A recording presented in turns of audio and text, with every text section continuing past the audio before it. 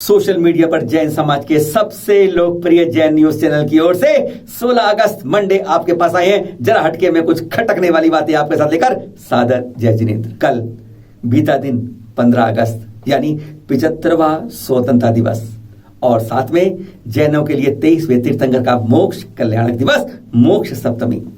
दो खुशियां थी एक दिन में, लेकिन जो दुखों की खबर थी वह एक तांता लग गया है जो आज सुनाएंगे। आपका रोम रोम आज कांप जाएगा उसको सुनकर।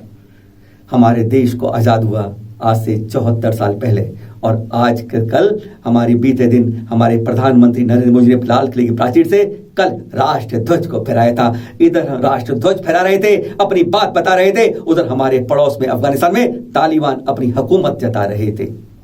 हमारे लिए सबसे बुरा यह है कि अब तालिबान 20 साल बाद फिर गर्दन उठाएगा और आतंकवाद का एक नया जोश नई फसल को उगाएगा और भारत के लिए जैश आदि और लेकर अब हमारे पर फिर आतंकवादी घटनाओं को अंजाम देना शुरू करेंगे। कहते हैं उनके लिए एक ये दवा मिल गई है।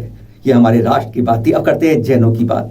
क्या हुआ कल 15 अगस्त को? सबसे बड़ी कहते हैं हमारे लिए सबके शिरोमणि तीर्थ जो है हमारे लिए पावन शिखर स्वर्णभद्रकूट पर कल मोक्ष सप्तमी का लेवान लाडू चढ़ाया गया और पर वहां पर हमारे जैन कहते हैं एकता को, यूनिटी को तार तार करने के लिए एक ऐसी कोशिश की गई। कहते हैं हम एक होना चाहते हैं, समाज एक होना चाहता है, पर कोई ना कोई अपने नाम के लिए, अपनी कुर्सी के लिए, अपने पद के लिए उन्हें तार तार करने से नहीं चूकता। महिला अभिषेक कर दिया गया वहां पर सब परंपराओं को तार तार करके।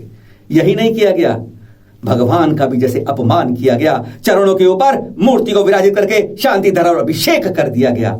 चर्चा करेंगे इसकी बात में आपसे। यही नहीं, गिरनार जी की कल एक फोटो आई, उसने स्पष्ट कर दिया कि अब जैनों का अधिकार 5वीं टोक से जैसे हटा दिया गया है। इसका भी खुलासा करेंगे आपके बाद कुछ दिनों बाद। आपके पास हैरान हो जाएंगे क्योंकि हमने एक मुनि श्री सुधीर सागर जी जो आज हमारे बीच में नहीं है, उन्होंने चैनल महाराष्ट्र में एक्सक्लूसिव बात की थी और कहा था जब मैं तुमसे बहुत दूर चला जाऊं तब इसको करना, क्योंकि इससे जैन समाज में नहीं जैन साधु में कम से कम संकट आ जाएगा। उस बात का खुलासा करेंगे उन्होंने ऐसा क्या कहा था। और यही नहीं, चांदखेड़ी के मंदिर के अंदर पीछे का दरवाजा जब बंद किया गया तो कैसे वहां पे दूसरे समुदाय से झगड़ा शुरू हो गया। बात कल करेंगे इसकी हम आपसे। गौतम गर्दर टॉक पर एक दिन पहले ही 15-14 अगस्त को हमारे दिल्ली के व्यवसायी की गौतम गर्दर टॉक के पास हार्ट अटैक से मृत्यु हो जाती है। पास में एक फर्स्ट एड का कमरा बना हुआ है, क्या वह दिखावे के लिए बनाया गया है? एक कल ही उसकी भी खोलेंगे कल आपके पास हम। यही नहीं, आज एक और बात लेकर आए आपके पास। यह सब खबरें तो चलती रही हैं। यही नहीं, दक्षिण के अंदर कल सुबह तड़के 3 बजे एक पारस प्रभु की 2 प्रतिमाएं निकली। वह प्रतिमाएं निकली, कुछ का कहना है कि इस तरह से अगर प्लांट की गई तो हमारी जो अतिशयकारी मूर्ति निकल रही है उन पर से भी लोगों का विश्वास उठ जाएगा। कल बताएंगे आपको इस बारे में। पर आज क्या बता रहे हैं आप तो सोच रहे होंगे, आज बात कर रहे हैं दिल्ली के पड़ोस में है ना त्रिलोक तीर्थ बड़ा गांव जो विश्व में चर्चित हो गया है, वहां पर श्रद्धालुओं से भरी बस को पेट्रोल डालकर जिंदा जलाने का कल एक ऐसा कारनामा होने लगा जिसके बारे में हम शर्मसार हो जाते हैं और आज उसी की बात का हम खुलासा करते हैं। 15 अगस्त मोक्ष सप्तमी और उसी दिन शाम को यानी कल बीती शाम को 2 बसें भरकर बड़ौद से युवा लोग आए और उनका कहते हैं एक पंथ 2 काज का लक्ष्य था, यानी हम बड़े गांव में पारस प्रभु के दर्शन भी करें और साथ में शाम का लाइट एंड साउंड शो को भी एंजॉय करें। यहाँ के मालूम चला कि वह आज नहीं चल रहा है, कुछ दिनों से टेक्निकल खराबी कारण वह नहीं चल पा रहा है। बस दर्शन किए, वापस लौटने लगे, एक ग्रुप जाकर एक ठेले पर खड़ा हो गया, लिखा था जैन शिकंजी। अब इसमें बस की हालत देख रहे हैं, किस तरह मारपीट होने के बाद क्या हालत हुई है। और वह पहुंचे जैन शिकंजी के पास तो उन्होंने शिकंजी ली। उसके चेहरे पर देखा देने वाले के वह मुसलमान लग रहा था। पूछा उससे, भाई जैन शिकंजी का ठेला है, तुम तो जैन नहीं लगते हो। उसने बात में कबूल कर लिया कि मैं तो मुसलमान हूं। काफी भड़के लोग, गुस्सा किया और वह ग्रुप चला गया। दूसरा ग्रुप आया, अब उसने जब देखा तो उसने वह भड़क गया, 2-3 थप्पड़ रसीद कर दिए उसको और ऊपर से बैनर उतारा। तो जब बैनर फाड़ा ऊपर वाला, उसके नीचे आ गया चिकन बिरयानी लिखा हुआ, जिसका फोटो इस समय आप देख रहे हैं, यह उसी समय का है। इसके बाद तो उन लोगों को बहुत गुस्सा आ गया, उन्होंने उसको 2-3 थप्पड़ और मार दिए। बात इतनी हुई तो बस उसने फिर पास के खेगड़े से जाता वह था, उसने वहां से मुसलमान लोगों को बुला लिया और उसके बाद यह दंगा शुरू हो गया। उसमें कहा जाता है कि इसमें पेट्रोल भरकर गाड़ी पर डाला गया, जैसे उसमें बैठे जितने श्रद्धालु थे उनको जिंदा जलाने का प्रयास किया गया। जरा सुन लीजिए एक वहीं के भक्त से। मुसलमानों ने हमला कर दिया जी। क्या हुआ भाई साहब क्या हुआ? मुसलमानों ने हमला कर दिया। वो मैंने सुना है कि बस को जलाने की भी कोशिश की है। हाँ, वो तो बच गए, बस भाग कर जान बचाइए। सारे बच्चे, इन्होंने पेट्रोल भी छिड़क दिया था, गाड़ी में पेट्रोल छिड़क दिया था, बस के शीशे फोड़ दिए हैं। ये देखो पुलिस ने आके जैन समाज के लोगों की जान बचाई है। नहीं लोग 70-80 लोगों की भीड़ थी। 70-80 लोग हथियार बनते कैसे थे? हथियार बंद, पेट्रोल लेके। बात बिगड़ती गई, पत्थर बरसते गए, हालत गाड़ी की देखिए आप किस तरह हो गई थी।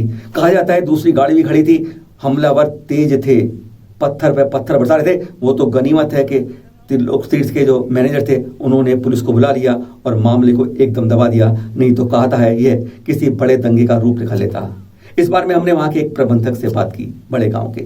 वहां पर त्रिलोक तीर्थ के प्रबंधक ने बताया 2 साल पहले मोक्ष समिति में ऐसी ही एक घटना हुई थी। उसका वाक्य उन्होंने बताया ये बार बार ऐसी घटना हो रही है, जैन समाज के लिए कहां लेके जा रही हैं। तब मोक्ष समिति दिन 2 गाड़ियां आई थी, एक बलबीर नगर से और एक बड़ौद से।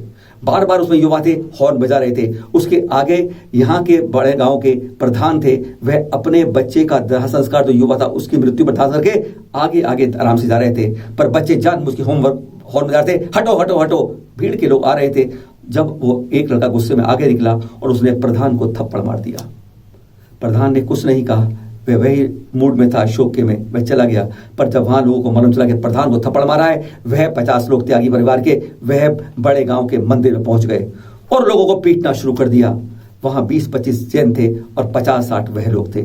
उसके बाद पिटाई होने लगी, कौन था, पहचान हो गई कि यह था। उसको कार्यालय तक घसीट के लाए, कार्यालय के बाहर, और इस तरह मारने लगे जैसे आज वह बच नहीं पाएगा। कहते हैं पारस प्रभु की कृपा से क्या ताकत आई, इंद्रेश जी वहां पहुंचे बीच में और उन्होंने देखा कि स्थिति ऐसी हुई है, तो उन्होंने बीच में पड़ते हुए कूदते हुए कहा कि हाँ इस लड़के को पीटना चाहिए। जो बार बार जो पीटने हाथ उड़ रहे थे, एकाएक हाथ रुक गए। ये क्या जैन ये कह रहा है? उन्होंने कहा हाँ इस लड़के ने ऐसी गलती की है, जरूर पीटना चाहिए। यह त्यागी जो है संजीव त्यागी, यहाँ पर जैन समाज के बहुत सेवक करते हैं, बार बार कहते हैं यहाँ की हर सुविधा का ध्यान रखते हैं, और उसी के प्रधान को इनको थप्पड़ मार दिया। ये लड़का बहुत गलत है, मारना चाहिए। लड़के सब लोग जो थे रुक गए, क्योंकि उन्होंने फिर कहा अगर तुम इसको मार दोगे कल इसके मारने का केस तुम्हारे ऊपर होगा, बेफालतू फंस जाओगे। कहते हैं पारस बाबू का चमत्कार उस समय क्या काम कर गया, बच्चा बाल बाल बच गया। पर यह सवाल हमें एक चिंतन कर छोड़ देता है, अगर हम इस तरह उग्र होते रहे तो हमारा क्या होगा? आने वाले परिवार बार बार आते हैं, या सुरक्षा के लिए आने में क्या समस्याएं आएंगी? कभी हमने इस पर चिंतन किया है? चंद लोग आते हैं, झगड़ा करते हैं और चले जाते हैं, उसके बाद जो आते हैं यहाँ पर यात्री, उनके साथ क्या होगा? इसी तरीके से घटनाएं होती रही, जैसे आज ये बस की घटना हुई है। जो दृश्य आप देख रहे हैं, जहां बच्चे आज तो बच गए हैं, कल खुदा ना खास्ता कुछ ऐसा दंगा हो जाएगा, तब क्या होगा? तब हम किसकी आवाज देंगे, किसकी दुहाई देंगे? आज चिंतन का विषय यही है। अहिंसा का हम चौकीदार कहे जाते हैं, अहिंसा के हम रक्षक कहे जाते हैं। हम मामले की तूल के अंदर उसकी गहराई तक नहीं जाते हैं। आज श्रद्धालुओं को जलाने की कोशिश हुई है और कल खुदा न खास्ता बात बढ़ जाएगी तो हम क्या करेंगे? चिंतन कीजिए। आज आपके लिए यही छोड़ते हैं, क्योंकि कल हम आपसे और बातें करेंगे। सादर जय जिनेंद्र।